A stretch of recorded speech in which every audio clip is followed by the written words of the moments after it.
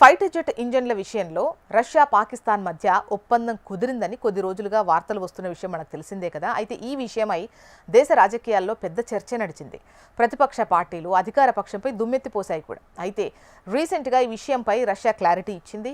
తాము పాకిస్తాన్తో అలాంటి ఒప్పందమేమీ చేసుకోలేదని, భారత్కు ఇబ్బందికరంగా అనిపించే పెద్ద ఒప్పందాలను తాము పాకిస్తాన్తో చేసుకోలేదు అని స్పష్టం చేస్తోంది.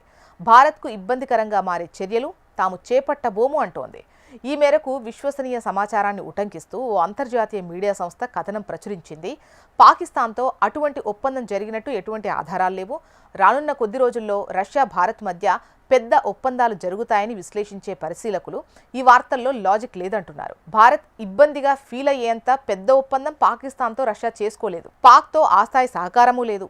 భారత్ రష్యాల మధ్య చాలా ఉన్నత స్థాయిలో పరిచయాలు కొనసాగుతున్నాయి. ఈ సందర్భంలో ఇరు దేశాల సహకారాన్ని చెడగొట్టేలా ఎవరో ప్రయత్నాలు చేస్తున్నారు అని క్రెమ్లిన్ వర్గాలు అంటున్నాయి.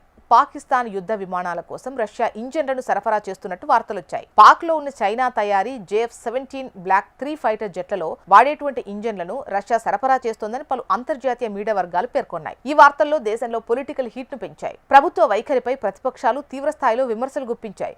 డిసెంబర్ మొదటి వారంలో రష్యా అధ్యక్షుడు వ్లాదిమిర్ పుతిన్ భారత్కు రానున్నారు. ఈ పర్యటనలో భాగంగా ఇరు దేశాల మధ్య భారీ ఒప్పందాలు జరుగుతాయని నిపుణులు అంటున్నారు. ఈ నేపథ్యంలో ఇరు దేశాల సంబంధాలను చెడగొట్టడానికే ఇటువంటి ప్రయత్నాలు జరుగుతున్నాయని అభిప్రాయం వ్యక్తం చేస్తున్నారు. కాగా ఇటీవల ప్రధాని మోదీపై పుతిన్ ప్రశంసలు కురిపించారు. భారత్ పర్యటన కోసం ఎదురుచూస్తున్నాను. స్నేహితుడు, విశ్వసనీయ భాగస్వామి ప్రధాని మోదీని కలవడానికి ఆసక్తిగా ఎదురుచూస్తున్నాను అన్నారు. ఈ నేపథ్యంలో భారత్కు ఇబ్బంది కలిగేలా రష్యా చేయదని నిపుణులు అభిప్రాయం వ్యక్తం చేస్తున్నారు.